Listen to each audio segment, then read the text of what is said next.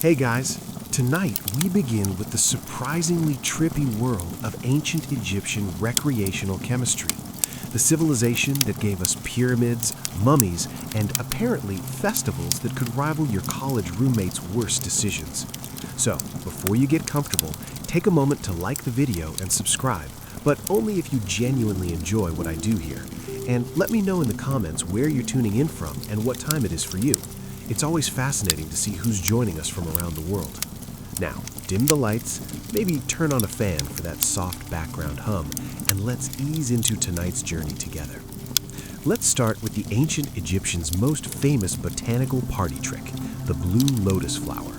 You've probably seen it in tomb paintings, elegant petals usually being sniffed by pharaohs or gently waved around at banquets like an ancient version of cheers. But this flower wasn't just ornamental. The Egyptians believed it had sacred properties and mild psychoactive ones. Yes, the blue lotus could get you just a little bit floaty. The method was simple. Take the dried petals and soak them in wine for a while, sometimes days. Then drink the infusion at festivals, ceremonies, or presumably whenever you felt like tuning out the sound of 200 people chanting hymns at top volume. The result was a soft, dreamy euphoria. Not enough to make you forget your name, but enough to make pyramid building sound like a fun group project. Now, to be clear, the Egyptians didn't call it getting high. They called it communing with the gods. Blue lotus was strongly associated with rebirth and the sun god Ra, which made it perfect for temple rituals and funerary rites.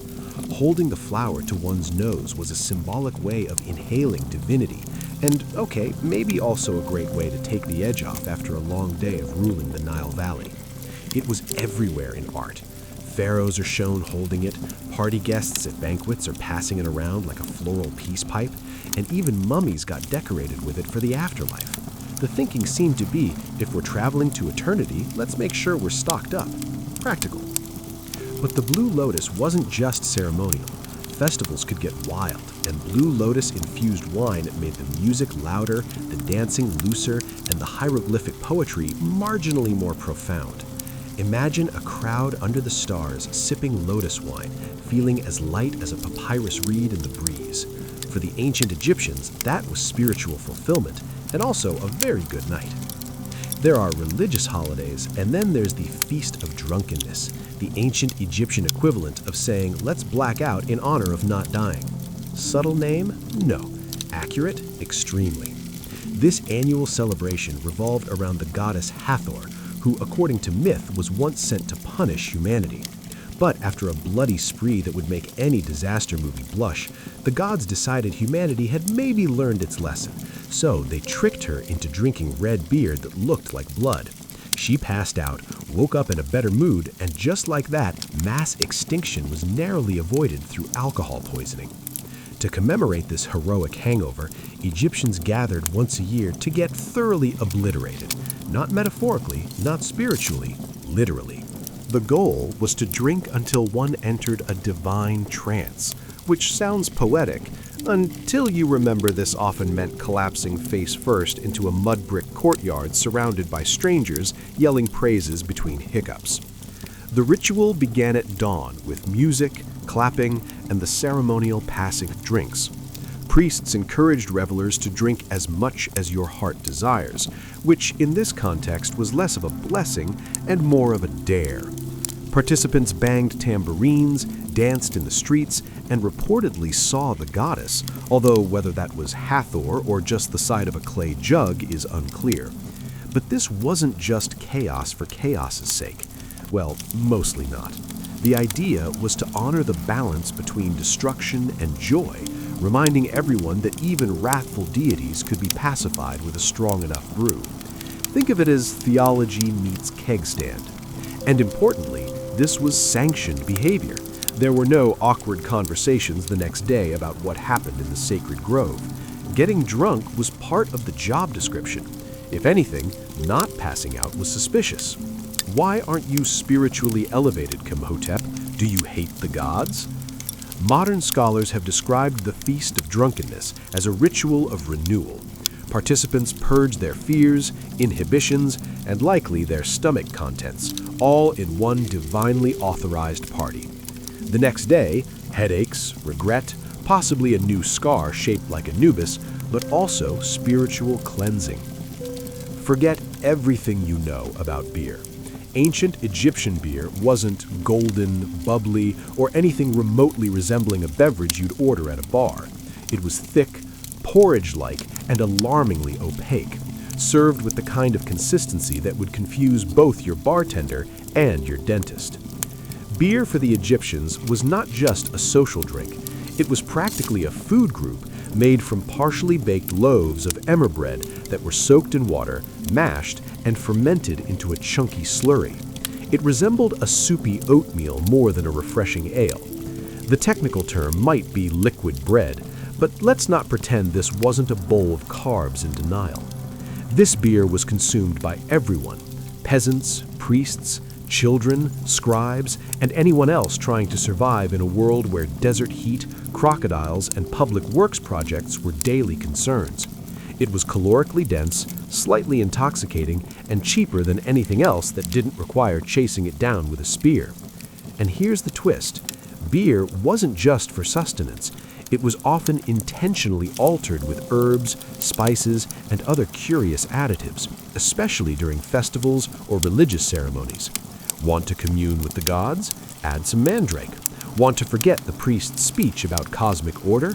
Toss in a little fermented date juice and hope for the best.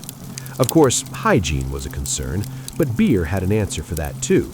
Water could kill you, but beer had been boiled, fermented, and spiced. It was safer than the Nile, and often more reliable than your coworkers. In terms of strength, Egyptian beer ranged from mildly numbing to I forgot how sandals work. While the alcohol content wasn't high by modern standards, the sheer quantity consumed made up for it. Workers on state projects like pyramid building were often paid in beer, a daily ration of several liters, which means that half of ancient Egyptian labor was fueled by liquid gluten and mild intoxication. Let's talk beer. Or rather, let's talk about a viscous, beige, bread-adjacent fluid that the ancient Egyptians cheerfully called beer and that modern brewers would call a war crime. Egyptian beer was less refreshing beverage and more fermented soup with ambition. Made by soaking half-baked loaves of emmer bread in water, then mashing the whole affair into a lumpy stew and letting it ferment in open vats. The final product was cloudy, chunky, and distressingly chewable. Imagine oatmeal if oatmeal had opinions and a mild buzz. But despite its texture, which archaeologists generously describe as rustic, this was the drink of the people. Everyone drank it: pharaohs, priests, peasants, toddlers. Because when water might kill you and milk was suspicious at best, beer was the least deadly option, with a pleasant side effect. It was calorie-dense, mildly intoxicating, and often served in communal jugs, because nothing says spiritual unity like 5 adults slurping from a pot of soggy bread water. At temples and festivals, the beer might be enhanced with herbs, dates, honey, or mystery ingredients that were either sacred or just experimental. Historians are still unsure if the addition of mandrake was intentional or if someone was just tired of reality. This was also the go-to payment method for laborers. Pyramid workers didn't clock out with coins. They received daily beer rations, sometimes several liters per day. This means the guys hauling limestone blocks all morning were doing it buzzed and breaded. And somehow the pyramids still got built. Let that sink in the next time you miss a deadline with a cappuccino in hand. Taste probably awful, but if you're living in 1300 BCE, covered in sand and trying not to die of dysentery, a lukewarm jar of beer porridge is Michelin star cuisine. Also, no foam, no carbonation, no glass bottles, just ceramic jugs, straws with filters to catch the bigger bread chunks, and a national commitment to ignoring mouthfeel. Now that you've washed down your bread beer with a floral buzz, it's time to set the mood with smoke. But not just any smoke. We're talking kefi, the ancient Egyptian incense that made temples smell like divine bakeries and left everyone wondering if they were actually meditating or just very, very lightheaded. Kafi wasn't a quick hit of frankincense. This was the perfumed love child of an apothecary and a pastry chef. Recipes varied by temple, but the ingredients often included myrrh, honey, wine, raisins, cinnamon, juniper, mint, and whatever other spices were lying around not being sacrificed. Mix it all up, let it ferment, dry it into pellets, and burn them slowly in sacred spaces until everyone either felt deeply spiritual or forgot why they walked in. It was used in ritual purification, which is code for let's fill this room with enough fragrant smoke to erase our sins, or at least our memories of last night's feast of drunkenness. Temples didn't have ventilation, by the way. That was considered breaking the mood. So imagine standing in a limestone cube next to a sweating priest waving a smoking dish of kafi like it's Febreze for the soul, while a chant drones in Coptic monotone behind you. Visions weren't just encouraged, they were practically inevitable. Whether divine revelation or mild asphyxiation, it didn't really matter. The gods got their tribute either way. To the Egyptians, kafi wasn't just air freshener, it was medicine, perfume, and spiritual elevator all in one. Pliny the Elder later wrote that kafi could cure snake bites and improve sleep, which makes sense if you assume the goal was to pass out entirely. Some recipes were so complex they read like ancient IKEA manuals. 16 ingredients, each added in precise phases under specific moons. Honestly, it's a miracle anything got done. But once lit, the aroma drifted across the Nile like a sacred fog machine, signaling that something holy was happening or that someone was overcompensating for yesterday's fish market. Even in death, kaifi lingered. It was burned during mummification, buried in tombs, and probably responsible for at least one pharaoh being accidentally embalmed in a spice rub. In short, kaifi was Egypt's way of saying, if you can't drink it, burn it and breathe deeply. If Blue Lotus was Egypt's chill friend and kaifi was the drama queen with a smoke machine, then Mandrake was the slightly unhinged guest you invited once and immediately regretted. With its forked roots that vaguely resembled tiny humans and a reputation that scared even seasoned priests, Mandrake was less herbal remedy and more botanical dare. Used in ancient Egyptian medicine as both a painkiller and a possible aphrodisiac, which is always a terrifying combination. Mandrake earned its place in temple recipes and medical scrolls with the kind of cautious reverence usually reserved for wild animals and pharaohs in a bad mood. The Ibis Papyrus, that handy ancient medical text that sounds like it belongs in a Harry Potter class, lists Mandrake for insomnia, fertility, and strengthening the heart, which sounds noble until you remember that the wrong dose could just as usually strengthen your heart into cardiac arrest. See, Mandrake contains alkaloids like scopolamine and atropine, the kind of compounds that mess with your nervous system and occasionally convince you that your bed is melting. In small doses, it was mildly relaxing. In slightly bigger ones, welcome to Night Terrors, starring Ra and a crocodile in a wig. And then there's the harvesting myth. According to later folklore, likely inherited from these early associations, pulling a mandrake root out of the ground caused it to scream loudly, lethally. So naturally, the solution was to tie it to a dog, cover your ears, and let the poor creature yank it free while you hoped your neighbors didn't ask too many questions.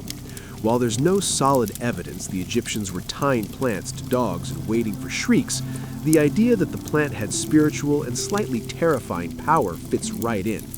Mandrake may have been used in rituals, fertility rites, or just slipped into beer for those who preferred their hallucinations with a rooty aftertaste. In any case, it wasn't the everyday herb. Mandrake was for priests, magicians, and those who didn't mind taking medical advice from a man covered in gold leaf. Used carefully, it could induce sleep, reduce pain, and maybe inspire a sensual poem or two. Used recklessly, you'd wake up 4 days later convinced you were a scarab beetle. Somewhere in the vast scrolls of Egyptian medical wisdom, wedged between cures for crocodile bites and the proper placement of amulets on inflamed body parts, lies a quiet little mention of shemet. That's right, cannabis. Because when it came to pain relief, the ancient Egyptians didn't just rely on divine intervention or chewing reeds until they forgot their problems. Sometimes they reached for something a little more herbal. Cannabis appears in medical texts like the Ibis Papyrus and Ramesseum Papyrus, mostly as a treatment for inflammation, sore eyes, and various gynecological complaints. Yes, gynecological. Ancient Egyptian women may have had access to THC-infused suppositories, which sounds like a modern wellness trend someone is definitely going to try to resurrect on Etsy. Of course, the Egyptians didn't roll joints or bake brownies with it, at least not that we know of. Cannabis was usually crushed into oils, mixed into salves, or blended with honey, because if you're going to medicate, why not make it taste nice? Applied topically, it soothed pain. Inhaled accidentally, well, now the temple incense makes a lot more sense. Was it recreational? Officially, no. Unofficially, probably. When you're running a civilization in 120-degree heat with limited plumbing and a deeply unpredictable crocodile problem, no one blames you for accidentally over-medicating. And if your high priestess starts talking to statues a little too confidently, well, who's to say that isn't divine wisdom? There's also physical evidence. Residue analysis from mummies and burial sites has turned up trace amounts of cannabis along with opium and nicotine, which raises either some fascinating pharmacological questions or the world's most suspicious funeral offerings. And let's not ignore the priests. These were men trained to chant for hours, interpret dreams, and stare into incense smoke until something stared back. If their rituals involved cannabis, it wasn't for giggles. It was to facilitate communication with the gods, or at the very least, with the wall. Somewhere in the dimly lit, sweet-smelling corners of the ancient Egyptian temple pharmacy, just behind the dried lizards and holy ointments, sat the opium stash. Small, wrinkled poppy pods imported from the eastern Mediterranean, tucked away like a divine secret. Because when you've got plague, pain, and pyramid-related back injuries, sometimes prayer alone doesn't cut it. Though not native to Egypt, opium poppies likely made their debut through trade with Cyprus or Sicily. The Egyptians were nothing if not enthusiastic early adopters. By the time of the New Kingdom, poppies were well on their way to becoming the ancient world's go-to sedative, a medical miracle wrapped in mild addiction. Opium didn't just dull pain, it smoothed over childbirth, calmed coughs, soothed gastrointestinal rage, and made temple chants about cosmic balance feel like they actually had a beat. Administered in drinks, pills, or occasionally as suppositories, because, of course, it became the pharmaceutical equivalent of saying, "Shh, don't worry about it." Naturally, it found a home in the temple medicine cabinet, that sacred shelf where healing met holy mystery. Priests, doubling as physicians, administered it during rituals and serious treatments, probably while saying things like, "This will ease the divine tension in your spleen." Whether your god was angry or your mers were, opium could calm them both. The ancient texts don't call it opium directly. Of course, that would be too helpful. They reference extracts from the poppy plant in the same vague way modern labels say natural flavors, which is never comforting. But let's not pretend this was all medicinal. There's always a blurry line between spiritual elevation and a really good nap. And for elite Egyptians, especially those being embalmed, opium might have been part of the final send-off. What better way to face the underworld than totally blissed out and blissfully unaware of the scarab beetle crawling across your nose? Like many of Egypt's sacred substances, opium was part cure, part comfort, and part controlled chaos. Used wisely, it soothed agony. Used poorly, it turned temple assistants into spaced-out background dancers. Still, in a world of tooth drills, snakes, and sandstorms, a little somnolent magic went a long way. Wine in ancient Egypt was a sign of sophistication, a drink of the gods, a toast to Osiris. But don't let the elegant amphorae fool you. This stuff could hit like a chariot accident, especially when it came laced with the ancient equivalent of a little something extra. Wines weren't just fermented grape juice. They were infusions, concoctions, and occasionally mild experiments in altered consciousness. Egyptians flavored their wine with everything from mandrake and blue lotus to myrrh and frankincense, ingredients that sound spiritual until you realize they were probably added for maximum mood enhancement. Religious festivals were the main setting for these potent portables. At the Feast of Drunkenness, for example, participants didn't sip wine to appreciate terroir. They chugged it to achieve metaphysical disconnection. The idea wasn't to be tipsy, it was to teeter between dimensions, possibly while dancing with a priest in a leopard skin.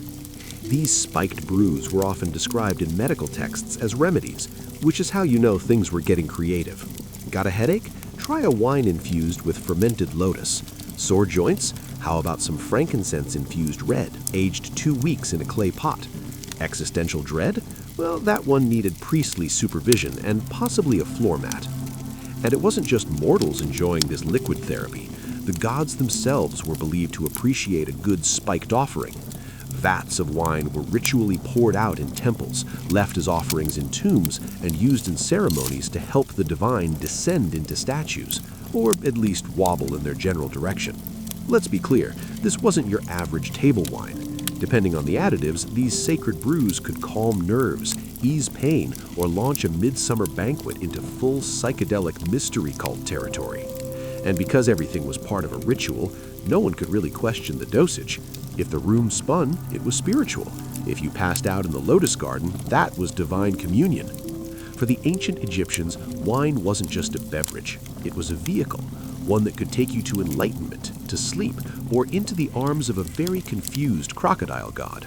For a civilization obsessed with order, ritual, and geometry, the ancient Egyptians had a surprisingly open mind about trance states. In fact, they encouraged them, just not during accounting.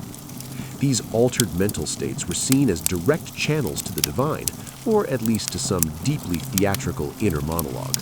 Possession, divine, not demonic, was often treated as a religious promotion, not a medical emergency.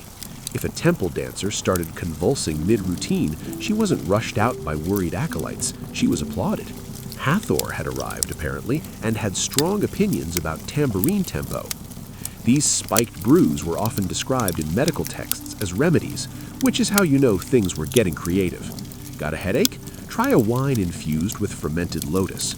Sore joints? How about some frankincense-infused red, aged 2 weeks in a clay pot? Existential dread? Well, that one needed priestly supervision and possibly a floor mat. And it wasn't just mortals enjoying this liquid therapy. The gods themselves were believed to appreciate a good spiked offering. Vats of wine were ritually poured out in temples, left as offerings in tombs, and used in ceremonies to help the divine descend into statues, or at least wobble in their general direction. Let's be clear, this wasn't your average table wine. Depending on the additives, these sacred brews could calm nerves, ease pain, or launch a midsummer banquet into full psychedelic mystery cult territory. And because everything was part of a ritual, no one could really question the dosage. If the room spun, it was spiritual. If you passed out in the lotus garden, that was divine communion. For the ancient Egyptians, wine wasn't just a beverage, it was a vehicle, one that could take you to enlightenment, to sleep, or into the arms of a very confused crocodile god. For a civilization obsessed with order, ritual, and geometry, the ancient Egyptians had a surprisingly open mind about trance states. In fact, they encouraged them, just not during accounting. These altered mental states were seen as direct channels to the divine, or at least to some deeply theatrical inner monologue. Possession, divine, not demonic, was often treated as a religious promotion, not a medical emergency. If a temple dancer started convulsing mid-routine, she wasn't rushed out by worried acolytes, she was applauded. Hathor had arrived, apparently, and had strong opinions about tambourine tempo. These trances were often achieved through a time-honored combo of repetitive drumming, rhythmic chanting, smoke inhalation, sleep deprivation, and wine with mysterious floaties in it. The result? Sudden bouts of prophecy, dramatic gasping, and the occasional unplanned floor nap. Priests and priestesses alike were trained to host gods like Airbnb guests, welcoming them into their bodies during rituals. This included changes in voice, posture, and a sudden urge to announce cryptic things while staring into a fire. In many temples, it was just another Wednesday. To outsiders, it may have looked like a mass fainting spell, but within the temple, this was how messages from the gods were delivered. Sometimes the gods advised, sometimes they scolded, sometimes they demanded more cake offerings, which says a lot about ancient theology and ancient appetites. The trance wasn't always voluntary either. There are accounts of the afflicted being taken by deities, often accompanied by shouting, shaking, and suspicious amounts of incense. Whether these were actual divine messages or simply what happens when you inhale 4 hours of kefi smoke next to a flaming brazier is still debated. Of course, once the trance ended, the possessed party returned to normal, often looking slightly disoriented and very sweaty. The ritual concluded with applause, a sip of sacred wine, and possibly a nap behind a pillar while someone else mopped up the sanctified drool. To modernize, divine possession might look like performance art meets heat stroke, but to ancient Egyptians, it was the pinnacle of religious experience, the moment when the divine broke through the sandstone barrier of reality to drop a few cryptic life tips. You'd think death would be enough to stop someone from getting invited to a party. Not in ancient Egypt. The line between the living and the dead was more of a soft suggestion, like don't swim after eating, or maybe don't chisel hieroglyphs drunk. Egyptians didn't just respect the dead, they actively included them in social plans. This wasn't metaphorical. Families visited tombs during festivals, like the beautiful Feast of the Valley, lugging baskets of food, jugs of beer, and the general vibe of a tailgate party if the tailgate was parked in a necropolis. They'd sit outside the tomb, eat, drink, and commune with the deceased, which usually meant talking to the wall and hoping Grandma appreciated the pickled fish. Many tombs had false doors, carved portals through which the dead could receive offerings. Whether this meant spiritually or just enjoying the smell from the other side is unclear. Either way, ancient Egyptians believed the dead could still enjoy food, drink, music, and a decent bit of gossip. So, naturally, they threw them parties. Music was played, incense was burned, libations were poured.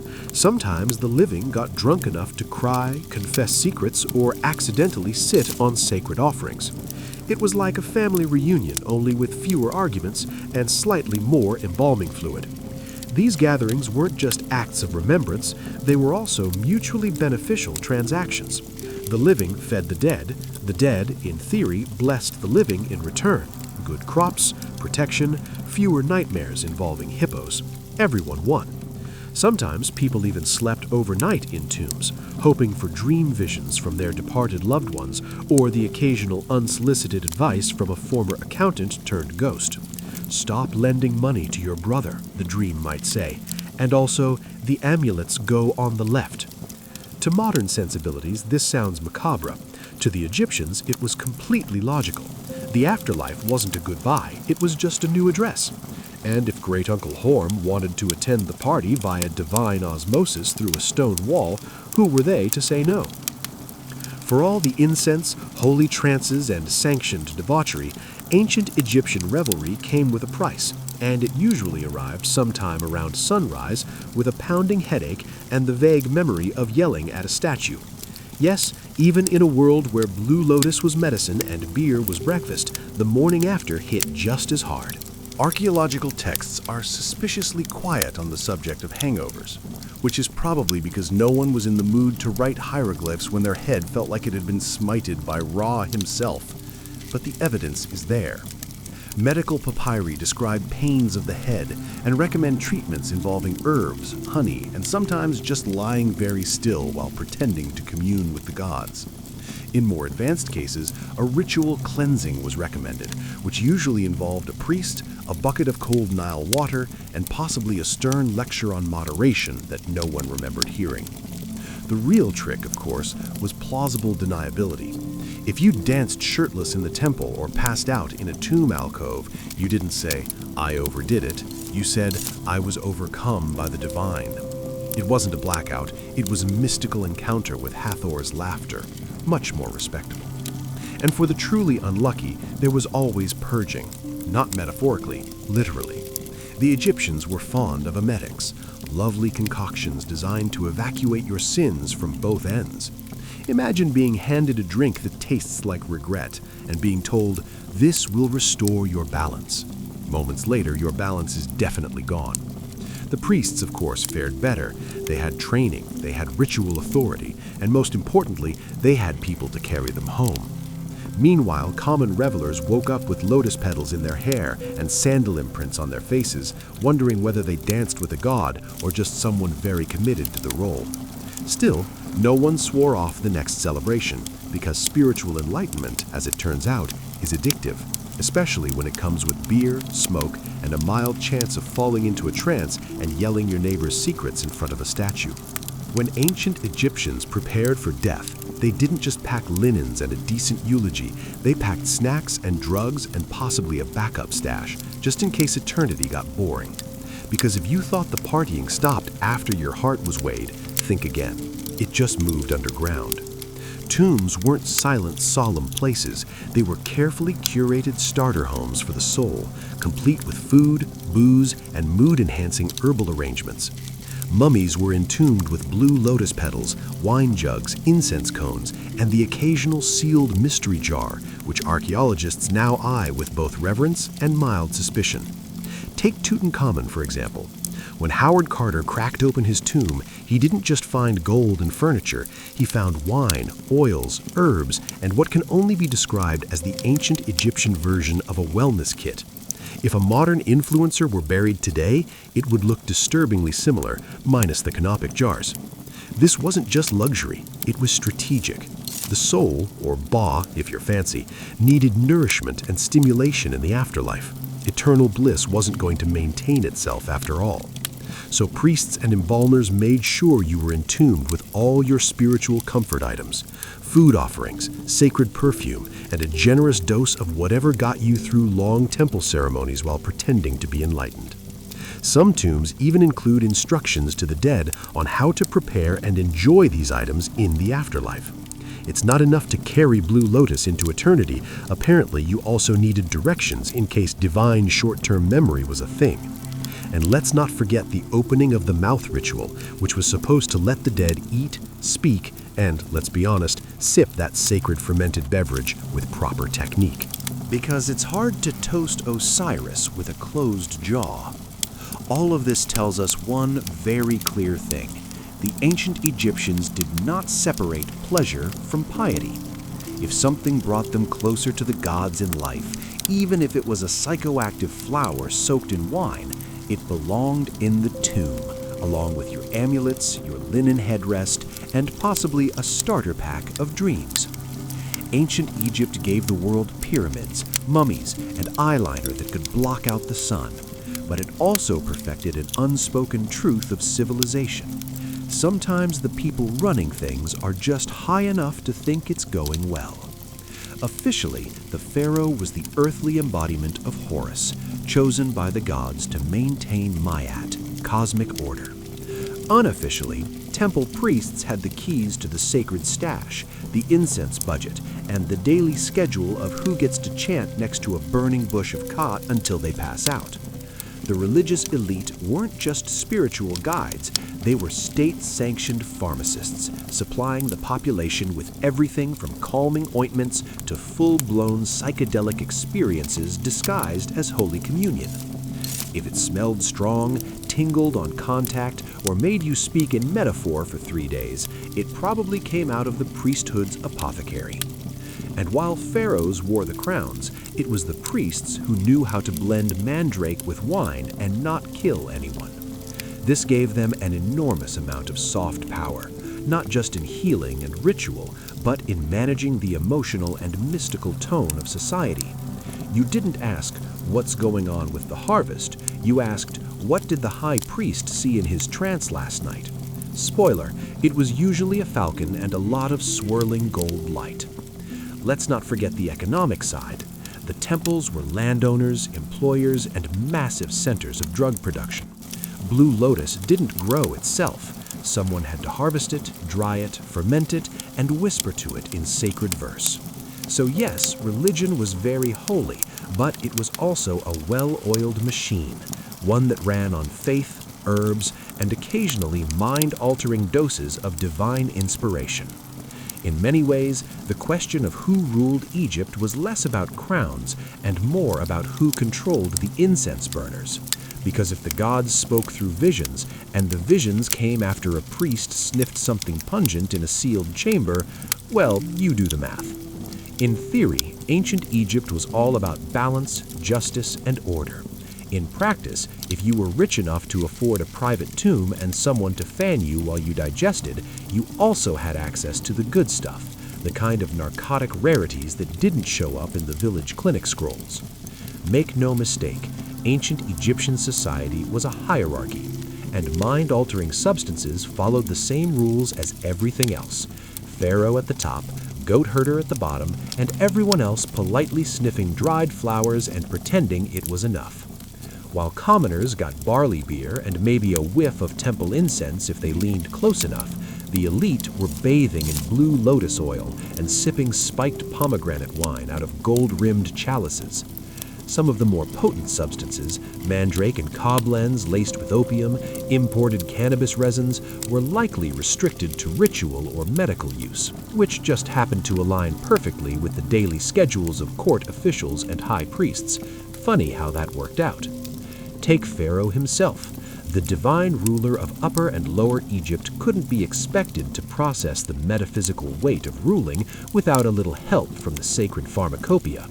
If his dreams were considered state messages from the gods, then sedating his insomnia with a psychoactive nightcap wasn't indulgence, it was national security. Even in death, the elite kept their stash close. Many tombs contained medicinal vials, incense cones, and wine jars with labels so vague they may as well have read "for ceremonial purposes only." One wonders if the gods actually required that much imported poppy resin, or if Tutankhamun just liked to keep his options open. Meanwhile, the lower classes weren't exactly locked out of the experience. They just had to settle for the watered-down versions. Beer thick enough to chew, weak incense, and whatever passed for spiritual euphoria during an 18-hour shift building obelisks. And when someone did get their hands on a forbidden substance without a permit, that was likely called witchcraft, heresy, or a very bad day to be a field laborer. After 14 chapters of sacred snorting, divine day drinking, and hallucinogenic healthcare, one might be tempted to ask, what does all this really say about ancient Egypt? Well, for starters, it tells us they were brilliant at blending science, spirituality, and recreational chemistry into a single belief system. Pain relief and prophecy came from the same flower. Medicine and mysticism walked hand in hand, usually to the beat of a sistrum and the smell of something smoldering that definitely wasn't FDA approved. It also reveals just how much the ancients respected the power of altered states, not as escapism, but as a legitimate way to access insight, healing, and the occasional god with an animal head and a flair for drama. Their rituals weren't just pageantry, they were controlled chemical theater, with incense, chanting, and psychotropic tea for the caste, and the strict gatekeeping of sacred substances. That's just the ancient version of putting wellness behind a paywall.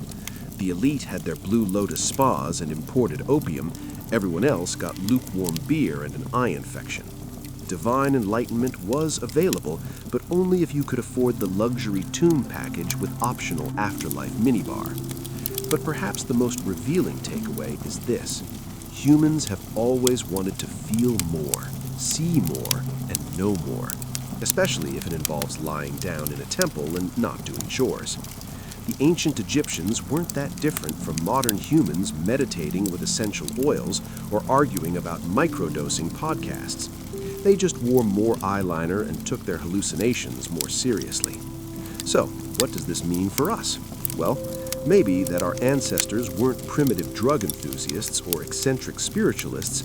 Maybe they were just doing their best to navigate a confusing, beautiful, often painful world with the tools, rituals, and fragrant smoke they had. And if that journey to inner peace happened to involve wine, wildflowers, and a trance where you barked like Anubis, so be it. Florence, late 1400s. The air was thick with incense, sweat, and the perfume of crushed roses. The city was bursting with art, intellect, and political intrigue, but also a very specific kind of madness, the obsession with beauty. And not just any beauty, Renaissance beauty. The kind that meant looking like a porcelain statue, even if it killed you. Enter Cerussa, a luxurious silky white face paint made from, you guessed it, lead. Yes, actual lead. Women across Florence, Venice, and beyond smeared this shimmering poison across their cheeks, foreheads, and décolletage to achieve that ultra-pale, ethereal look. Because in a world where tan skin meant laboring under the sun like a peasant, looking like a walking cadaver was the ultimate flex. But this wasn't just a light dusting of powder. No, cerussa was layered on like Venetian stucco. Some women went so far as to sleep in it, refusing to wash their faces, allowing the toxic compound to literally soak into their skin. The result? A radiant, ghostly glow, right up until the sores appeared. And when they did, they just applied more lead to cover them. You know, like a Renaissance Band-Aid, one that guaranteed the wound would never heal. If the lead didn't get you, the mercury might. Used to treat blemishes and fade sunspots, mercury was another charming element in the Renaissance beauty arsenal. Combine that with arsenic-based tonics and vinegar face baths, and you had a full-blown chemical warfare routine marketed as elegance. And let's not forget the classism baked into every powdered pore. Noble women wanted their skin to look untouched by sunlight or hardship, so the paler the better, even if it made them anemic, delirious, or eventually dead. Looking divine came at a divine cost. But perhaps the most ironic part, the women who could afford all this toxic luxury also had access to imported perfumes from the Orient, rosewater distillations, and camphor-laced tonics. They literally smelled like angels while their skin peeled off in sheets. If you had a functioning pair of eyebrows in Renaissance Florence, you clearly weren't trying hard enough. In the never-ending quest to resemble a bottle painting or a particularly fashionable egg, Renaissance women plucked their hairlines and eyebrows into oblivion. A high, rounded forehead was considered the epitome of beauty. The higher your forehead, the more noble and intelligent you appeared. So women willingly yanked out rows of hair from their brows and along their hairline with tweezers, rough cloth, or even seashells. This wasn't a one-time affair. It was routine maintenance, a weekly ritual of pain and precision. For stubborn hairs, women rubbed in concoctions made from walnut oil or cat dung. Yes, cat dung, to thin the regrowth. Some even scorched stray hairs off with candle flames, because nothing says grace and refinement like lighting your face on fire. Eyebrows thin, arched, and barely visible, if at all. A truly sophisticated woman had no visible brows. Instead, a soft shadow or trace was painted in later, often with burnt cork or powdered charcoal, which sounds elegant until you realize it's smeared terribly in the Florentine heat. Imagine your eyebrows slowly dripping down your cheeks during Mass. Divine.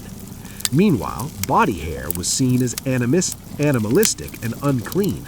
Women removed it with a paste made from vinegar, quicklime, and arsenic, another charming blend.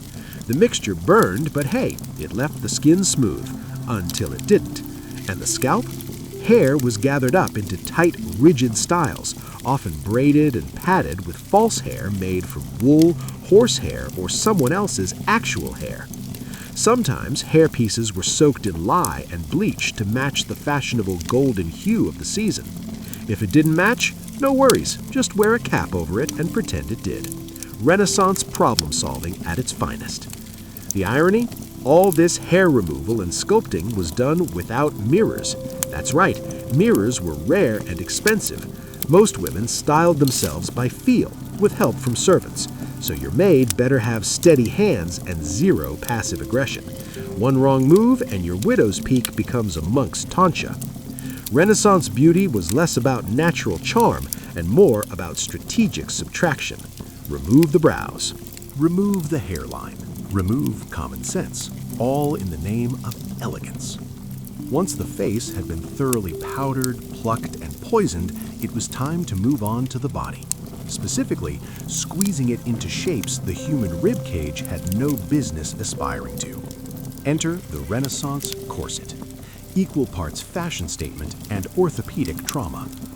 Renaissance corsets weren't quite the wasp-waisted death traps of later centuries, but they still meant business. Known as stays or bodies, these early versions were designed to flatten the torso, not cinch it. The goal was to create a smooth, rigid canvas that emphasized the bust and elongated the silhouette. Because what's sexier than looking like a very elegant plank? The stiffening materials, whalebone, if you were rich, reeds or pasteboard if you weren't. All of it sewn into linen and laced tightly across the back.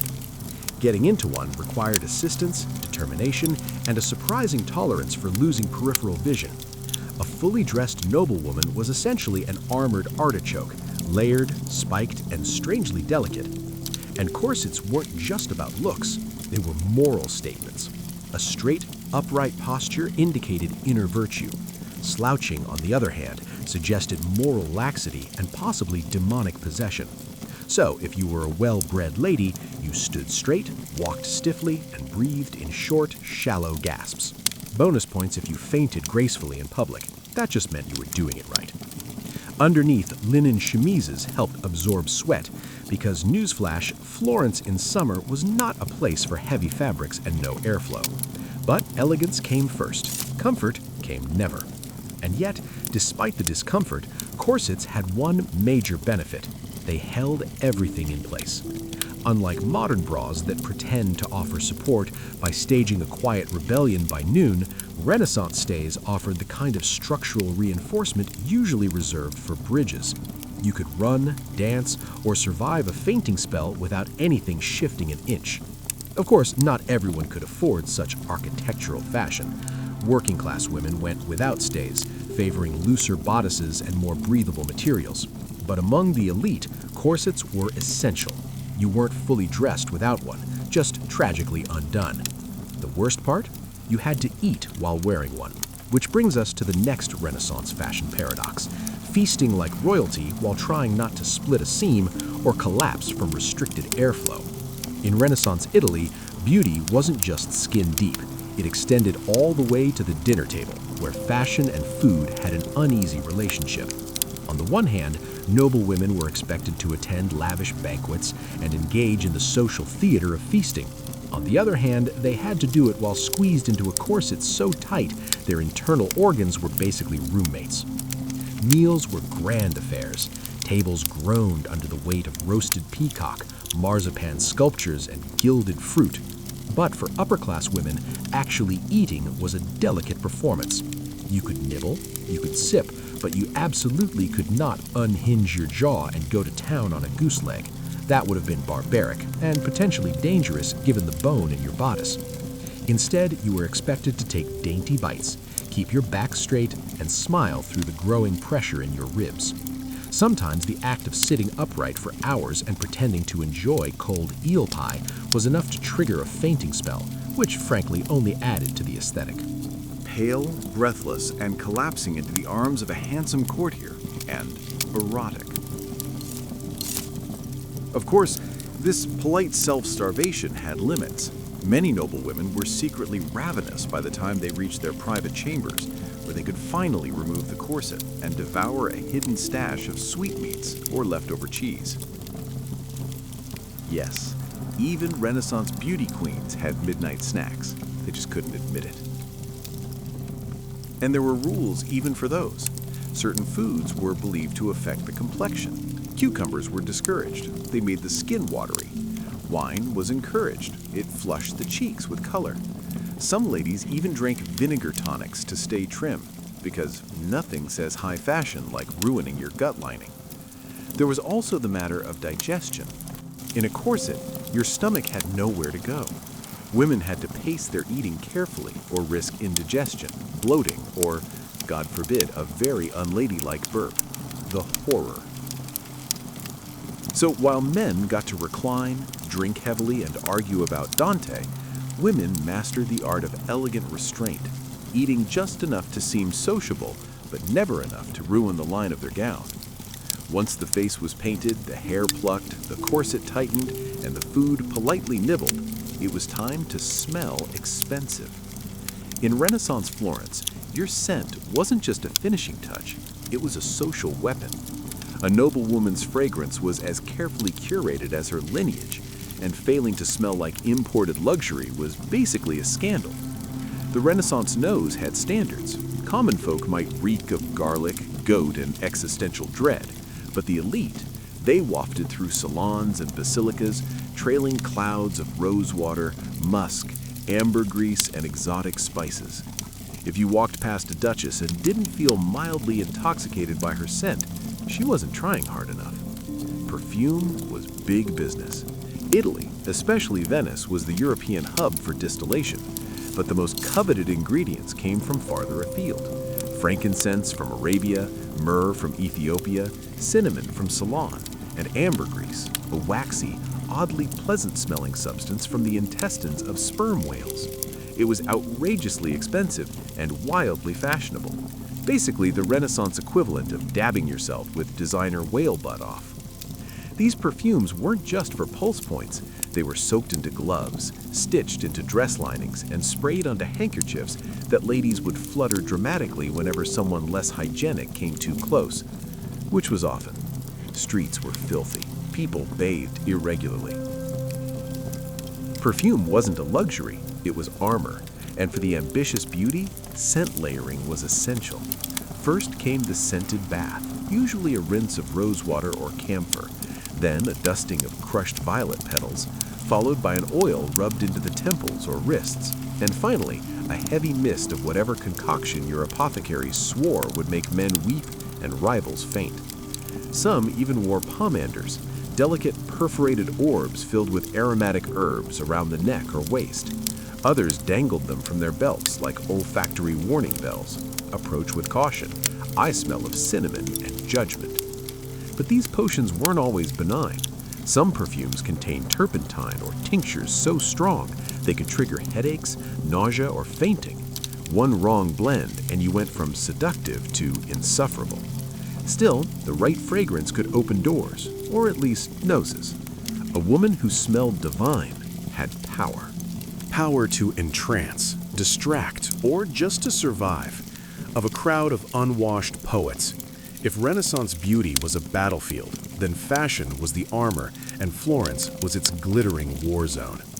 The fabric you wore didn't just say something about you. It screamed. It sang. It flounced down the street, declaring your family's wealth, your husband's rank, and whether or not you had any shame in bankrupting him for a sleeve.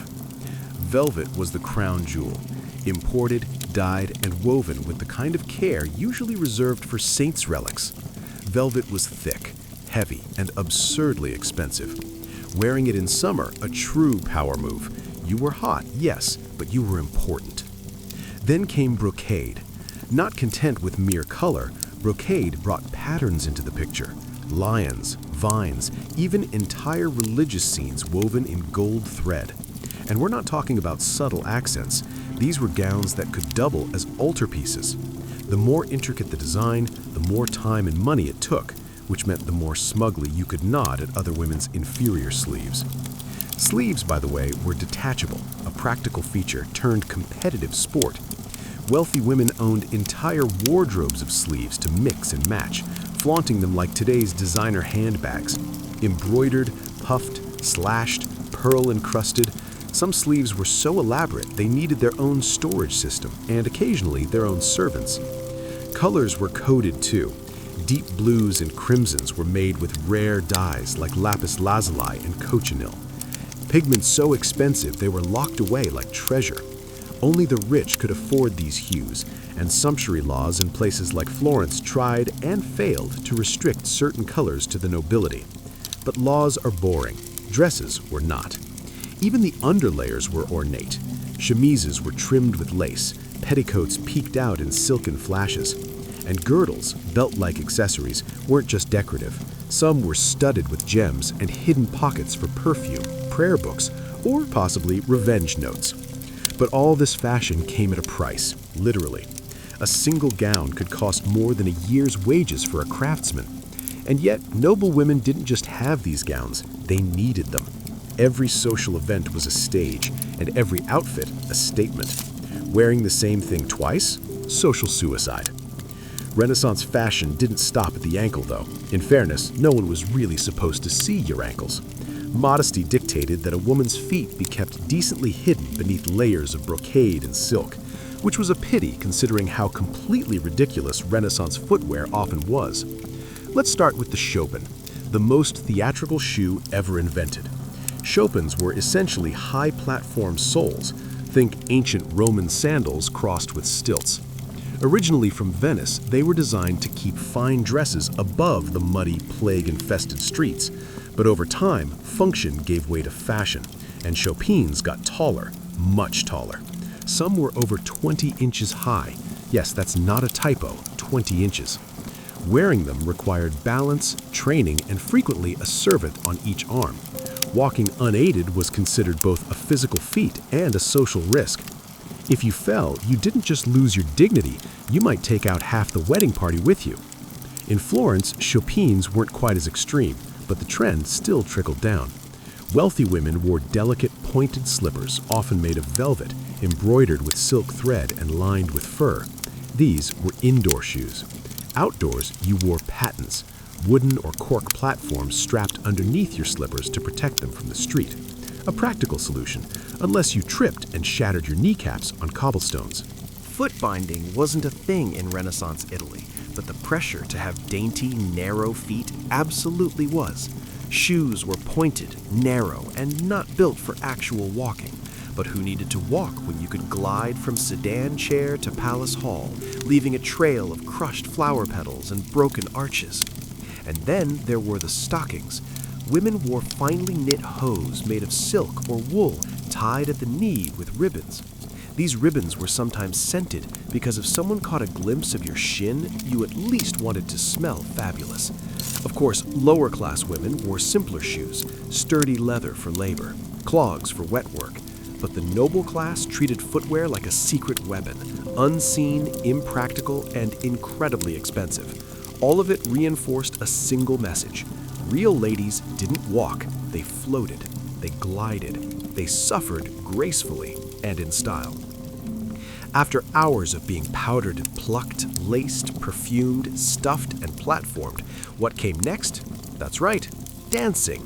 Because nothing completes the Renaissance beauty ritual like trying to glide across a polished marble floor in 20 pounds of fabric and 2 inches of breathable lung space. Courtly dances were serious business. These weren't your carefree tavern-style reels. No, Renaissance court dances were slow, elegant, and excruciatingly choreographed. Every step was rehearsed, every movement symbolic. The wrong foot placement could imply social ineptitude. A misstep? Scandalous. You might as well shout, "I own nothing," in lapis lazuli and run barefoot into the Arno. For noble women, dancing was a test of composure. The most popular forms, like the pavane or the galliard, required gliding in precise patterns, keeping your gaze modest and never, under any circumstance, breathing through your mouth. That was considered undignified, which is unfortunate because corsets did not allow for deep breaths. Every galliard leap was a calculated gamble against passing out cold. And yet, it was crucial.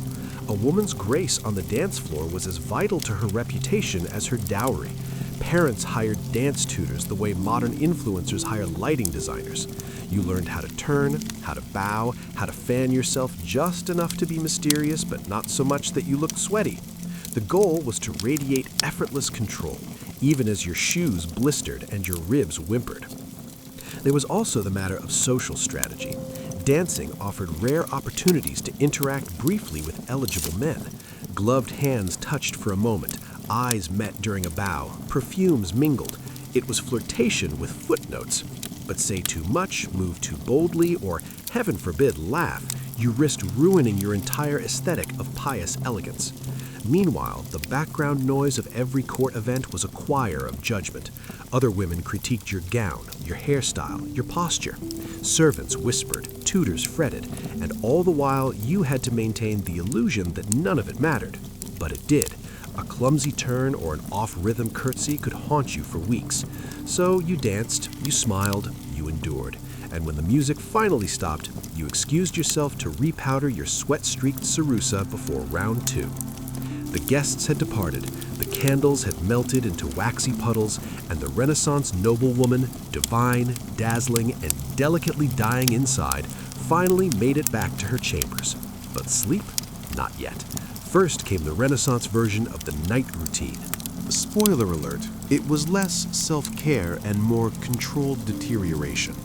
Step 1, the unmasking. Out came the linen cloths, rose water, and raw egg whites. The lead-based cerusa had to be gently removed, not because it was delicate, but because scrubbing too hard would take skin with it.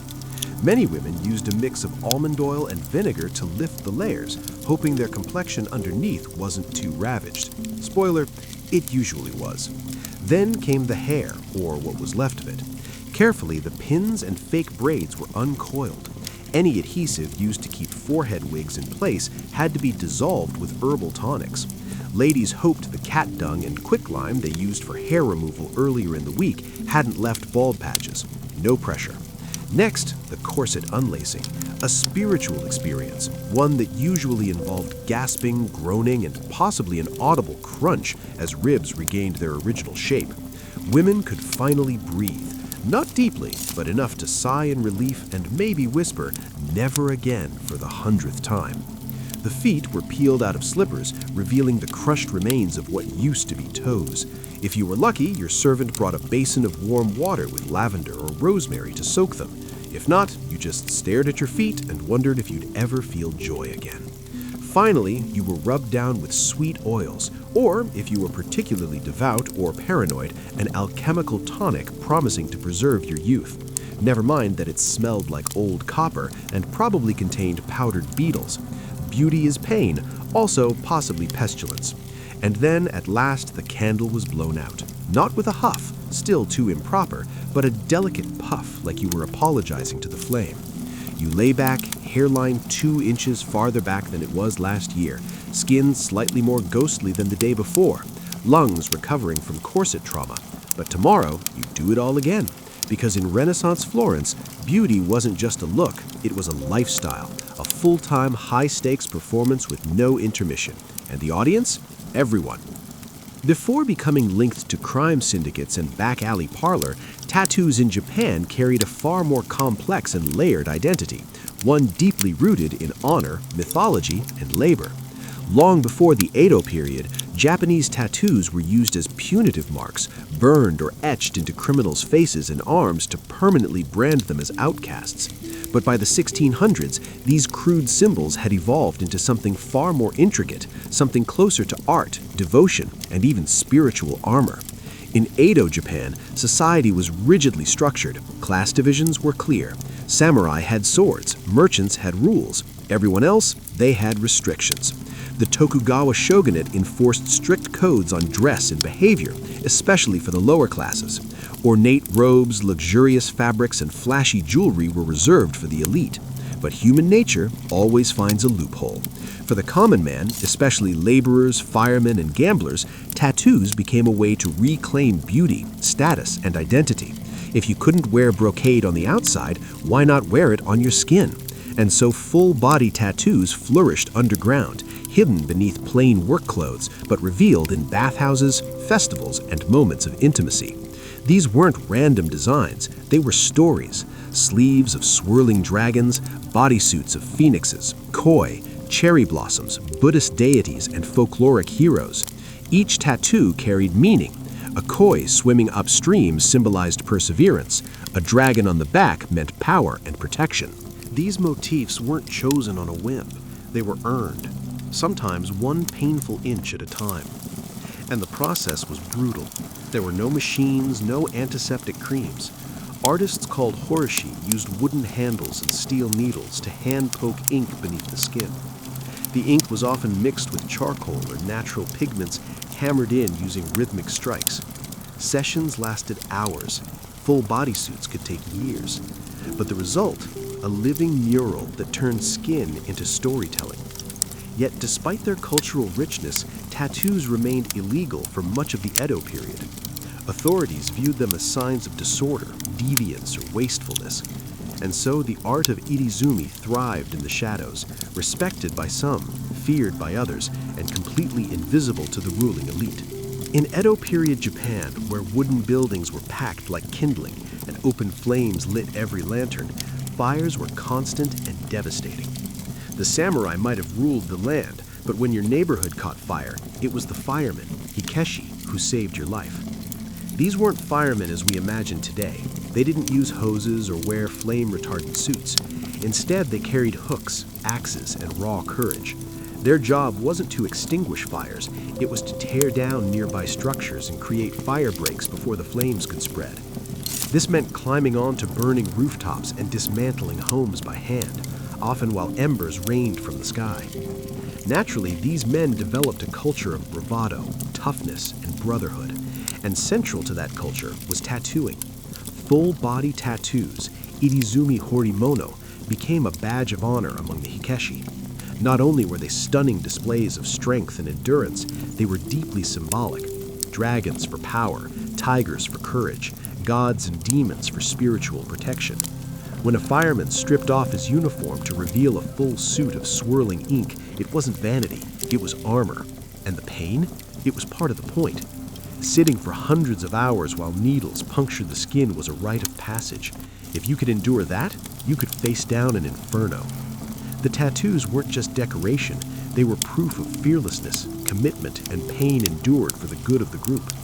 Some crews even shared themes, with all members sporting similar motifs to reflect unity. You'd see entire teams marked with identical dragons across their backs, or coordinated waves and blossoms swirling down their arms. This wasn't gang behavior, it was solidarity, brotherhood forged through smoke and fire. But it wasn't legal. Tattoos were still frowned upon by the authorities, seen as vulgar or wasteful, especially for public servants. So the Hikeshi wore their ink beneath their clothes, only revealed in private bathhouses or celebratory festivals, where their role as local heroes gave them a pass, at least temporarily. Ironically, these same men were admired in their neighborhoods and feared by the elite.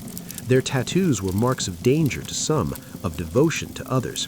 Beyond the fire brigades and labor crews, another group embraced the painful elegance of Irizumi, the gamblers, rogues, and thrill-seekers of Edo's underground.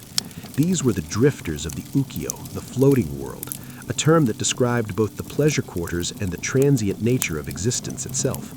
And in that fleeting world, tattoos were a language of risk, identity, and rebellion. Many of these men were bakuto, professional gamblers who roamed the country with dice, cards, and an uncanny ability to separate samurai from their stipends. While the bakuto had no formal organization at first, they lived by their own codes of loyalty, honor, and toughness. In a society that relegated them to the fringes, tattoos became a way to reclaim dignity, to turn a marginal life into one of meaning, one needle prick at a time. Their tattoos were bold, provocative, and unapologetically visible in the right settings. Peonies, fierce warriors, gods of fortune, and snakes slithered across their torsos. These weren't the quiet, contemplative inkings of monks or the civic pride of firemen. These were power statements, visual declarations that said, "I don't follow your rules. I live by my own." Many designs referenced famous characters from Japanese folklore and kabuki theater, heroes like Sakata Kintoki, Minamoto Nyoshitsune, or even mythical rebels who challenged authority. The more outrageous the figure, the more admired the tattoo. It wasn't just skin-deep symbolism, it was branding in a society where no one handed you a name unless you fought for it. And yet, despite their outsider status, these men were crucial to the underground economy. They lent money, maintained order in red light districts, and developed early proto-Yakuza structures. Their tattoos became both a badge and a warning. Loyalty within, danger without. Tattooing shops flourished in this world, not always marked with signs, but known through whispers and connections. The horisi became revered figures, their work whispered about in bathhouses and behind sake counters. To be inked by a famous master was an honor. To endure the hours of stabbing pain, a show of grit. For gamblers and rogues, Irizumi was more than art. It was an identity carved in pain, proudly worn in a world that had no place for them. Though tattooing in Edo, Japan is often portrayed as a masculine tradition of laborers, firefighters, and gamblers, women also left their mark, sometimes quite literally, on this hidden world of ink. While rarely documented in official records, female tattoos existed quietly, tenderly, and rebelliously beneath the layers of silk and propriety. In many cases, these tattoos were intimate, romantic, personal. Unlike the large mythological bodysuits of their male counterparts, women's tattoos were often smaller, discreet, and emotionally charged. Lovers would tattoo each other's names on hidden parts of their bodies, inside the upper arm, on the inner thigh, near the collarbone, a gesture known as Iriyumi Chobun, love tattoos. A popular phrase inked onto women's skin was Ininoi Adzukasu, meaning, I entrust you with my life. It was more than a vow, it was a declaration of emotional surrender, written in pain. Men sometimes carried similar inscriptions, showing mutual commitment beyond what any formal wedding could offer. This kind of tattooing was especially common among lovers in the ukiyo, the floating world of pleasure districts, where courtesans and geisha reigned. Among high-ranking courtesans, tattoos were sometimes a tool of seduction, a small teasing mark, visible only when a robe slipped just right, became part of the mystique. It gave the illusion of intimacy, as if a client was seeing something forbidden. In reality, the tattoo may have been shared with dozens of clients, each believing it was a private secret. In other cases, tattoos signified heartbreak or betrayal. A courtesan might burn or slash a name tattooed on her body after a lover abandoned her, turning passion into scarred testimony. Some even covered these names with new ink, dragons swallowing letters, waves washing away memories. But for women outside the pleasure quarters, tattoos could also be acts of quiet rebellion. Peasant women, fisherwomen, or wives of tattooed men sometimes followed suit, inspired by the artistry or solidarity. Though they risked judgment, these women wore their ink privately under their robes as silent declarations of autonomy. While Edo society officially condemned such markings, especially on women, these tattoos carved out a hidden narrative, one of love, agency, and pain born, a story the official histories never bothered to write down. Behind every breathtaking bodysuit, every swirling dragon and tragic hero etched in flesh, there stood the unsung artisans of Edo, Japan, the horishi, or tattoo masters. They worked quietly in tucked-away corners of the city, anonymous rooms above tea houses, back rooms of barber shops, or candlelit apartments that smelled of incense and ink. There were no flashing signs, no customer reviews, just reputation passed by word of mouth and inked skin. Becoming a horishi was no casual decision. It took years of training, usually through apprenticeship under a master. The tools were basic, wooden handles with clusters of steel needles at the tip, dipped into a thick black ink called sumi, made from soot and animal glue. The technique, painstakingly slow and deeply painful. The needles were jabbed rhythmically into the skin by hand, often with a bamboo mallet. This process, called tabori, required steady hands, infinite patience, and the mental endurance of a monk. But horishi weren't just craftsmen, they were storytellers, historians, psychologists. A good tattoo master had to understand not only how to tattoo, but what to tattoo. Every design carried meaning. A cherry blossom fading into waves, the transience of life. A tiger climbing a mountain, bravery in the face of impossible odds. The client might bring a request, but the horishi would decide the placement, the balance, the soul of the piece. Clients would return over and over, sometimes for years, to complete their full suit, a bodyscape that stretched from shoulder to thigh, across the back, down the arms, and often stopping just above the wrist and neckline. This wasn't random. Tattoos had to remain hidden beneath daily clothing to avoid trouble with the authorities. Some horishi signed their work, not visibly, but secretly within the folds of a dragon's tail or hidden in the petals of a lotus. These subtle signatures became a badge of pride, recognizable only to those in the know. Despite the intimacy of the work, horishi lived with one foot outside of society. Their clientele were often firemen, gamblers, courtesans, people outside the elite, so the artists too lived on the edge, revered by the underground, invisible to the powerful. Itazumi wasn't just something you wore, it was something you survived. Every line, every shade, every drop of color came at a price, measured in hours of motionless endurance and days of aching flesh.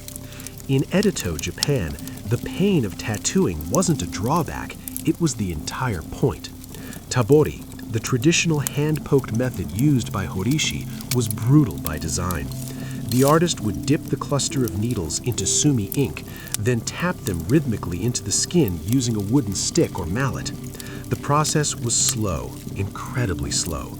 A single outline could take hours. A full-body tattoo might require years of regular sessions, each lasting half a day or more.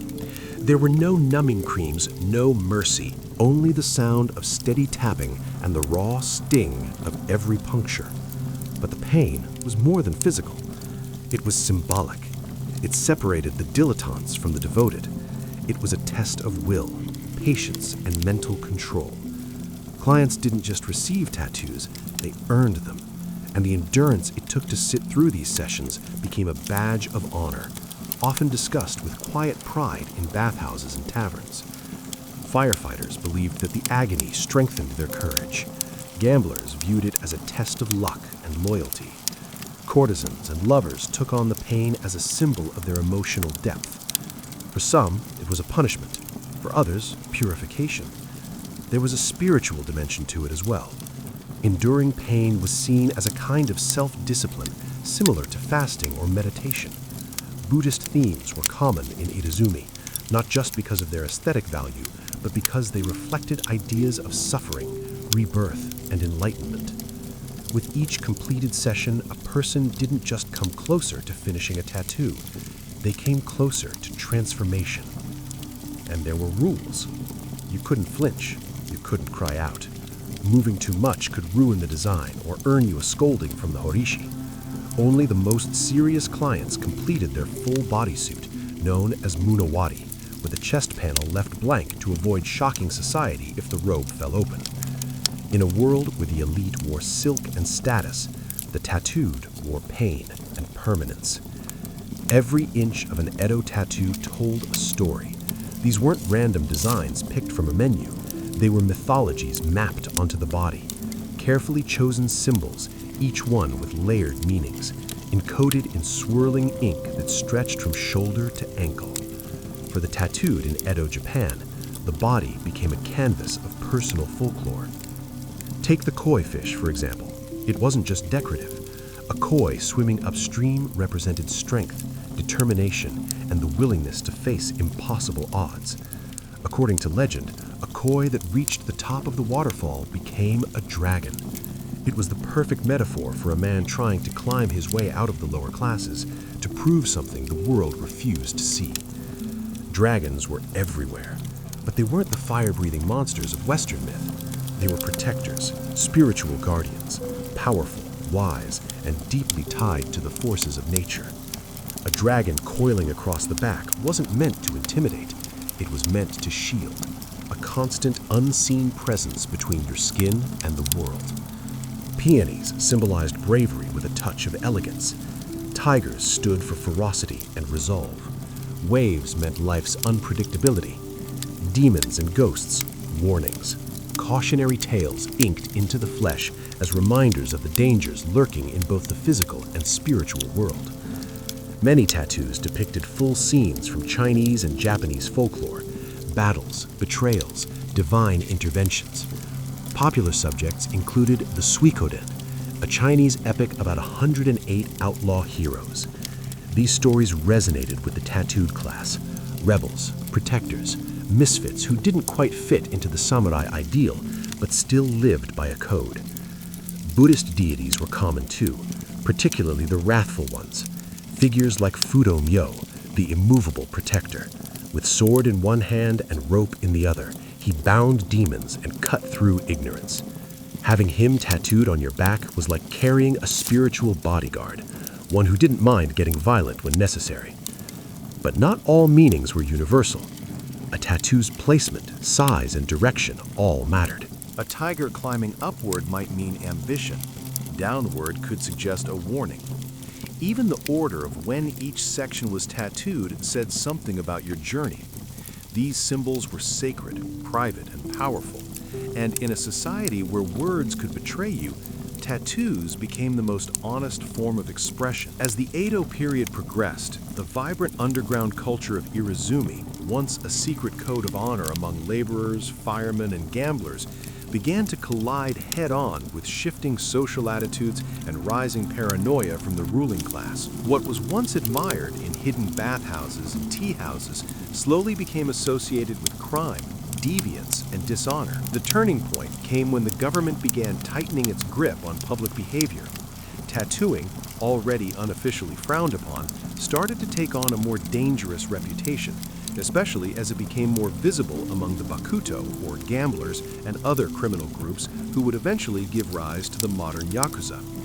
These men were often the only ones bold enough to wear full bodysuits openly, and as they became more organized, so did the stigma attached to their ink. Ironically, many of these same criminals had begun as outcasts from society, men who wore tattoos not to provoke fear, but to reclaim identity. But once crime syndicates began using tattoos to mark membership, territory, and loyalty, public perception shifted. The police didn't care whether your dragon symbolized courage or your koesh meant perseverance.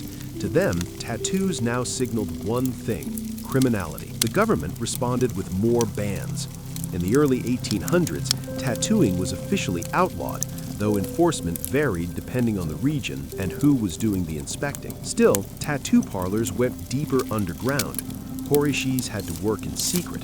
Clients booked sessions through coded language, and artists began developing techniques to hide tattoos under layers of ink or blend them into larger designs to confuse officials. The stigma wasn't just legal, it was social.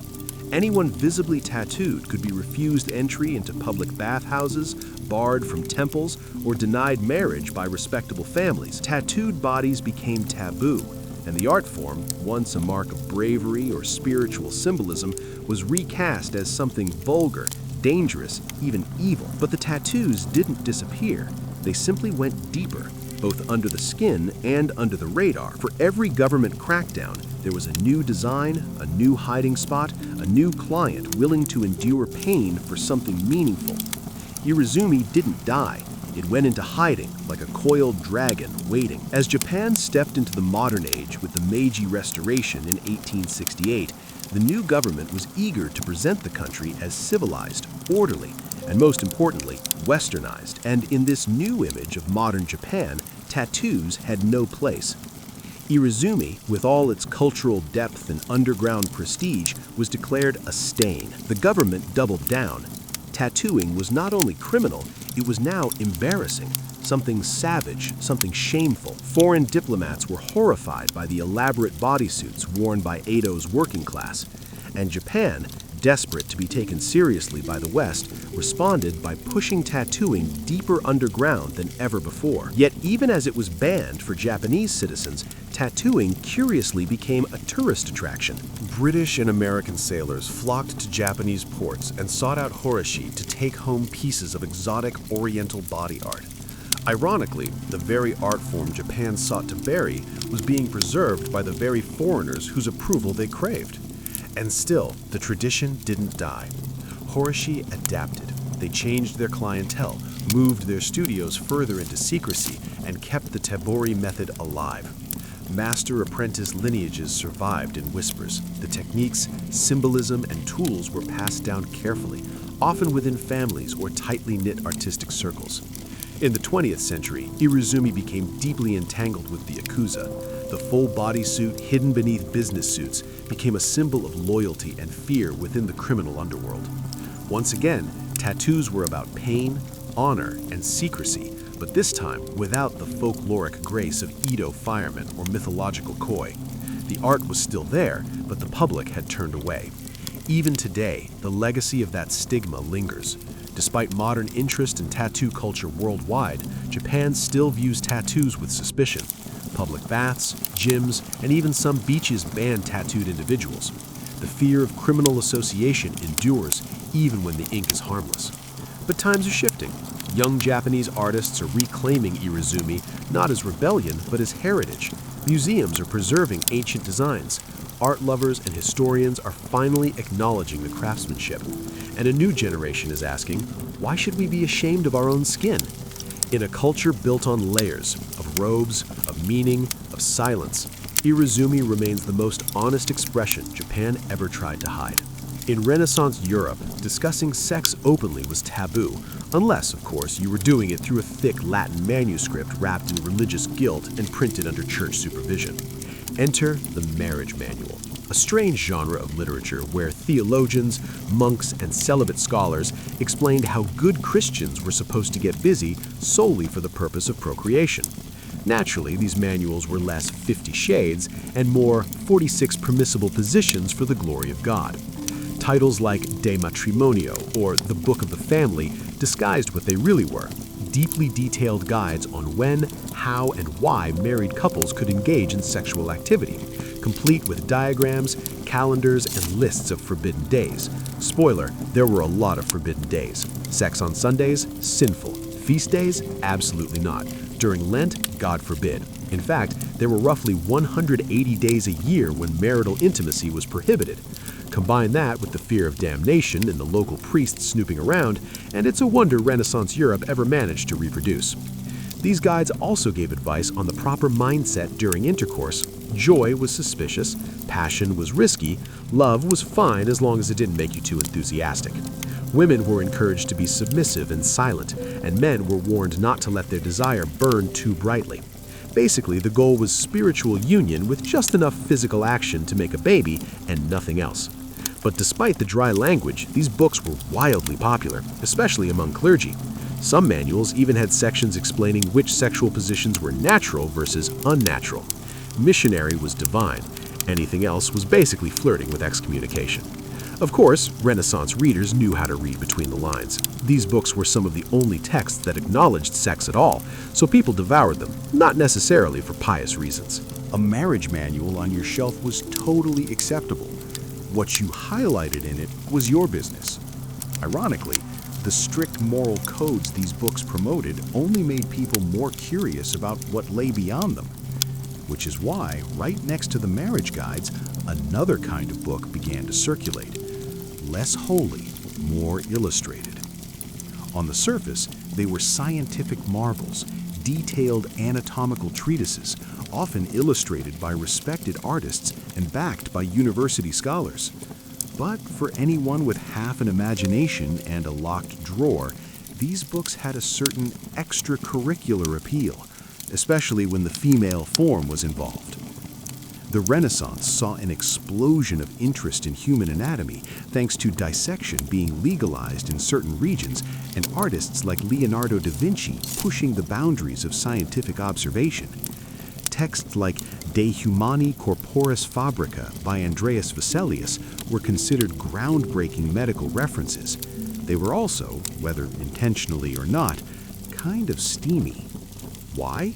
Because they showed women naked in exquisite clinical full-body detail. Breasts, hips, genitalia, nothing was omitted. And while the official purpose was to educate, let's just say not every reader was there for the lymphatic system. These images were often presented with artistic flair. One particularly infamous edition of an anatomical book showed a nude woman gracefully reclining, as if in a Botticelli painting, except her chest cavity was flayed open like a diagram in a butcher's manual. It was both horrifying and oddly sensual. The body as art, the body as science, and for some, the body as entertainment. Since pornography was strictly banned by the church, these illustrations slipped through the moral net under the guise of medical necessity. A young man caught with a suggestive woodcut from a medical book could simply shrug and claim he was pursuing his studies. The fact that the page was dog-eared and mysteriously thumb-worn, irrelevant. Some printers even leaned into the dual appeal. Certain editions were produced with extra attention to the female form, featuring idealized nudes that blended anatomy with eroticism, a sort of Renaissance loophole. If you wanted to look at naked people, all you had to do was pretend to care about the spleen. And these weren't back-alley publications. They were printed by respected presses, collected in university libraries, and cited by physicians. But between the dry Latin and muscle diagrams, there was just enough softcore temptation to keep readers flipping pages with slightly more enthusiasm than necessary. Of course, not all forbidden books were pretending to be scientific. Some didn't even bother to hide it. By the mid-Renaissance, a new kind of book began appearing in private collections, ones that didn't bother with anatomical dissection or theological loopholes. These were full-blown love manuals, half etiquette guide, half soft seduction playbook. They were written for the well-bred nobleman or lady who wanted to flirt without falling directly into hell. Unlike the dry, rule-bound marriage manuals sanctioned by the church, love manuals reveled in ambiguity. They walked a thin line, offering tips on courtship, letter writing, and romantic speech, all under the pretense of cultivating refined behavior. But between the lines, they dripped with innuendo. These books taught the art of the glance, the science of sighing in someone's direction, the importance of hand placement during a slow court dance. They offered sampled dialogues, thinly disguised pickup lines for situations like encountering a duchess in a garden, or complimenting a lady's lute playing without offending her chaperone. One popular genre was the epistolary romance, collections of fictional love letters between imaginary nobles, usually with names like Count Lorenzo and Lady Fiorella. These were meant to model virtuous behavior, but many letters veered suspiciously close to fantasy. You could practically hear the bodices tightening and the gloves slowly coming off. Some of these manuals even included miniature poems and riddles, just enough to feel cultured, just vague enough to be interpreted as scandalous. The Renaissance reader loved double meanings, and love manuals delivered them in elegant rhyming couplets. And let's not forget the advice on grooming. One manual suggested men keep their fingernails clean and teeth white so that a woman, when kissed, feels neither scratched nor offended. Others reminded ladies to maintain fresh breath and avoid onions before a romantic conversation. Practical, but not exactly spiritual. While these books didn't depict physical intimacy, they hinted at it constantly, and that was the point. They were less about lust and more about tension, the kind that built slowly across candlelit ballrooms behind fans, through veils. For young nobles trapped between arranged marriages and strict religious codes, these manuals were escape hatches, legal to own, dangerous to understand. While the church cracked down on sin and scholars argued about virtue, some Renaissance readers were stashing ancient Roman poetry under their pillows, and not the kind Cicero would have approved of. Ovid's Ars Amatoria, The Art of Love, was one of the most widely circulated forbidden texts of the Renaissance. Technically a Roman classic, it offered a step-by-step guide to seduction, from spotting a lover at the theater to how to feign jealousy just enough to keep things spicy. It was witty, elegant, and totally immoral by church standards. Naturally, it was extremely popular. Educated men and some very determined women kept copies of Ovid hidden behind Bibles or bound in blank covers to pass unnoticed. Marginalia in some surviving copies includes notes like, "Try this at Carnival," and "Worked on Sicilia," because who said Latin had to be boring? Then there was The Golden Ass by Apuleius, a novel that slipped under the radar thanks to its mythological storyline, but included vivid scenes of transformation, lust, and the occasional talking donkey. It was technically a spiritual allegory. It was also erotica with a toga on. Even more daring were translations of Greek and Arabic love poetry, many of which emphasized sensual pleasure as a path to enlightenment. Renaissance Italy had a taste for the exotic, and Arabic texts like those inspired by the perfumed garden circulated in small elite circles. These weren't openly sold, but if you had the right connections and enough gold, a copy might find its way to your study. Booksellers knew how to play the game. Officially, their shops were stocked with theology and grammar. Unofficially, a wink and a discreet coin could earn you access to a locked cabinet labeled medical curiosities or private readings. The church called it sinful, the merchants called it good business. Some nobles even commissioned illuminated manuscripts of these works, decorated with gold leaf cherubs and occasionally very detailed illustrations of things cherubs should not be watching. These books weren't just read, they were experienced, passed around at salons, whispered about at masquerades, banned by bishops, quoted by poets. And while everyone pretended they'd only read them for the Latin practice, the truth was obvious. For all the secret reading and scandalous giggling behind lace fans, the Renaissance wasn't a safe haven for literary freedom, especially not when the Inquisition was watching. And in Italy, it always was. By the mid-1500s, the Catholic Church had grown increasingly suspicious of books that could corrupt the soul, which in practice meant anything remotely entertaining. In 1559, Pope Paul IV issued the first official Index Librorum Prohibitorum, the Index of Forbidden Books. It was exactly what it sounded like, a hit list of texts deemed too dangerous, heretical, or, God forbid, titillating. The list included everything from Protestant theology to astrology manuals, but buried among them were treatises on love, anatomy, and even poetry. Ovid, banned. Boccaccio's Decameron, banned. Anything by Erasmus that even hinted at individual thought, double banned. The church wasn't just trying to save souls, it was sanitizing the entire intellectual bloodstream. Possessing a forbidden book didn't just mean a slap on the wrist. If you were a printer, merchant, or noble caught with one, you risked public penance, house searches, confiscation, and even imprisonment. More than one scholar found himself summoned to explain why he had a Latin copy of The Art of Love tucked between Aristotle and Aquinas. But the funny thing about banning books is that it usually makes them more desirable. Underground markets thrived. Printers in Venice, Lyon, and Basel published clean editions for public sale and uncut readers' editions for private clients. The difference might be a missing passage, a toned-down illustration, or a completely fake title page. One infamous copy of The Golden Ass was rebound as Sermons of St. Augustine. Talk about a plot twist. Noble families with private libraries developed entire systems for hiding forbidden texts, secret compartments, false bindings, mirrored cabinets. It was part espionage, part erotica. A well-curated bookshelf said, yes, I fear God, but I also read Rabelais. Women were particularly clever about this, since they were less likely to be targeted as intellectual threats. They often acted as literary couriers, borrowing, copying, and circulating books under the pretense of devotional reading. One nun in Naples allegedly kept a copy of The Perfumed Garden behind her copy of Lives of the Saints. Censorship may have ruled publicly, but in private, Renaissance readers just turned the page more carefully.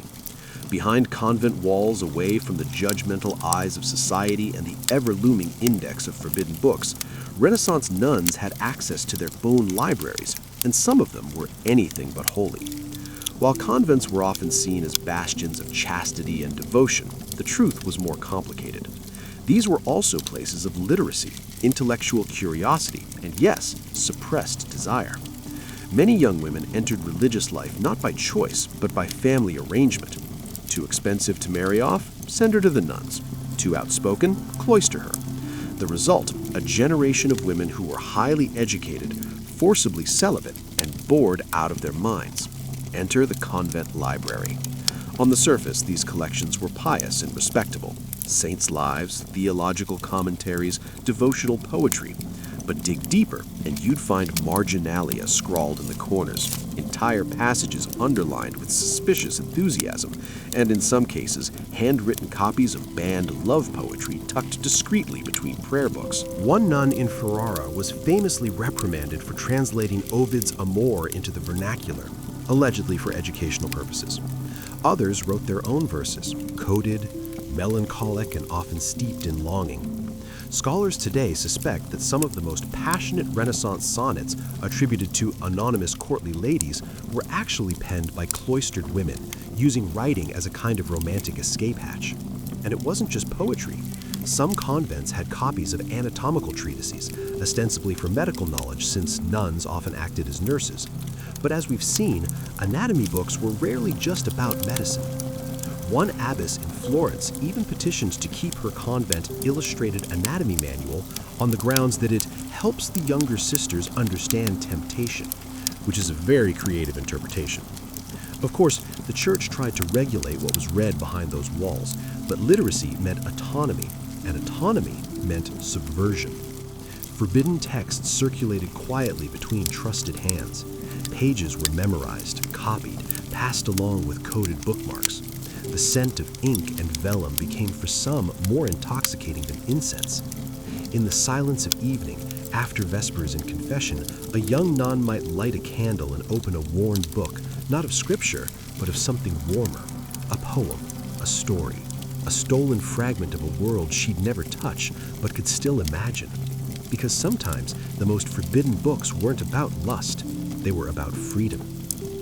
Not all forbidden books were kept in libraries or chained to monastery shelves. Some were hidden in aprons, buried under floorboards, or whispered from memory in back alley markets. These weren't printed by respected presses or debated in salons. These were the other Renaissance texts, the magical ones. Handwritten grimoires, herb manuals, and charm books passed between midwives, herbalists, and women who were definitely not calling themselves witches, but everyone else was. Love was power, and power, especially when exercised by a woman, was dangerous. That's why love spells were among the most feared and popular forms of forbidden knowledge. Renaissance charm books often included instructions on how to win affection, cause obsession, or rekindle a cold marriage. A strand of hair, a cup of wine, a muttered phrase beneath the full moon. It wasn't theology, it was folk science. And it worked, or at least it felt like it did. One famous spell book from southern Italy included a ritual for ensuring fidelity. Sew a pinch of dried basil into your lover's doublet, whisper their name 3 times, and sprinkle rose water on their pillow. If they dreamed of you that night, the magic had taken hold. If they didn't, well, there were stronger measures. Aphrodisiacs were another staple of these underground texts. Recipes blended Renaissance botany with medieval imagination. Cinnamon, anise, ground oysters, mandrake root, sometimes effective, sometimes toxic. One apothecary manual cheerfully recommended a mixture of honey, wine, and powdered stag antler to awaken the fires of Venus. He failed to mention the violent nosebleeds. Men were curious, but women were the primary readers and keepers of these texts. Many passed recipes and rituals from mother to daughter, especially in rural areas where priests visited infrequently and midwives handled everything from birth to heartbreak. But owning such a book was a gamble. The Inquisition didn't look kindly on women with too much knowledge, and a love spell was just a witch trial waiting to happen. So pages were hidden, burned, or disguised as herbal journals. You could be an herbalist on Tuesday and a heretic by Thursday, depending on what someone saw or imagined. By the late Renaissance, the printing press had changed everything. Books were no longer handcrafted treasures for the elite. They were commodities. And while Gutenberg may have started with Bibles, it wasn't long before printers discovered a far more lucrative market: desire. Venice became the capital of this quiet revolution. It had the perfect mix of wealth, lenient censors, and a healthy appetite for vice. Hidden behind religious tracts and scholarly commentaries, small, privately circulated books began to appear, books that weren't coy about their contents. They didn't pretend to be anatomy manuals. They didn't disguise poetry as devotion. These were explicit, illustrated, and ready to shock. One of the most infamous of these was I Modi, translated as the Positions. Originally created by engraver Marcantonio Raimondi, with illustrations by Giulio Romano, it depicted 16 scenes of explicit intimacy. Each engraving was paired with poetic verses by Pietro Aretino, whose sharp wit and even sharper tongue earned him a reputation as the Renaissance's first pornographer. Needless to say, the church was not amused. I Modi was immediately banned. Plates were seized, copies destroyed. Raimondi was arrested, but the damage, or depending on your perspective, the innovation, was done. The idea that you could use the printing press for erotica had been unleashed, and it wasn't going back in the bottle. Underground presses sprang up across Europe, printing slim volumes of love poetry, scandalous tales, and sometimes outright smut. These weren't mass-produced. Copies were expensive, meant for wealthy patrons with a taste for the forbidden. Some were even commissioned privately with content tailored to the buyer's fantasy. Think of it as custom Renaissance fan fiction. Printers developed clever tricks to avoid detection. Fake title pages, false publishing locations, printed in Constantinople, or Latin phrases that made the books look like harmless philosophy. In reality, they were often illustrated with woodcuts or copper engravings that made anatomy textbooks look tame. For the right price, you could have a book that thrilled, amused, or shocked without ever admitting you owned it. Many nobles kept theirs in cabinets with special keys. Some had bindings that, when shelved, looked like dictionaries or psalters. The printing press didn't just democratize knowledge, it made lust portable. And with every new title, Renaissance readers got one step closer to something revolutionary: pleasure without permission. By the end of the Renaissance, the line between education, entertainment, and seduction had blurred beyond recognition. What began as anatomical curiosity or theological instruction had transformed into a secret bookshelf of longing, one that crossed gender, class, and even religious boundaries. And that's precisely what made it so dangerous. To the church, these books represented moral decay. To scholars, they were intellectual experiments. But to the people actually reading them, noblewomen, students, nuns, even merchants, they were something else entirely: power. Not the kind won on a battlefield or in a courtroom, but the quieter, more subversive kind that starts in the margins of a book. In an age where women's bodies were controlled, their voices silenced, and their desires shamed, these books offered an alternative script. A place where love wasn't always arranged, where pleasure could be named, and where curiosity didn't have to be confessed in Latin. Whether it was a love spell hidden in a herb manual, a censored sonnet copied by hand, or a banned poem read by candlelight, each was a rebellion in disguise. And let's not forget the men. For all the public bravado and church-sponsored guilt, they were buying these books too. Philosophers who debated virtue by day might go home and read The Golden Ass with a glass of wine. Priests who condemned lust from the pulpit sometimes kept a copy of Ovid tucked beneath their cassocks. Human nature, after all, has always been good at compartmentalizing. The forbidden bookshelf wasn't just a Renaissance quirk. It was a reflection of a world wrestling with change. The printing press had opened Pandora's box. Literacy was spreading. Ideas were getting harder to control. And once people realized that books could make them feel something deeply, privately, even sinfully, there was no going back. Most of these books didn't survive intact. They were burned, hidden, miscatalogued, but some did. They sit today in museum vaults and rare book rooms, fragile and foxed with age, still humming with the echoes of secrets whispered across centuries. Because the Renaissance wasn't just a rebirth of art and science, it was a rebirth of desire. And in between the sermons and sculptures, the forbidden books tell us everything the marble couldn't.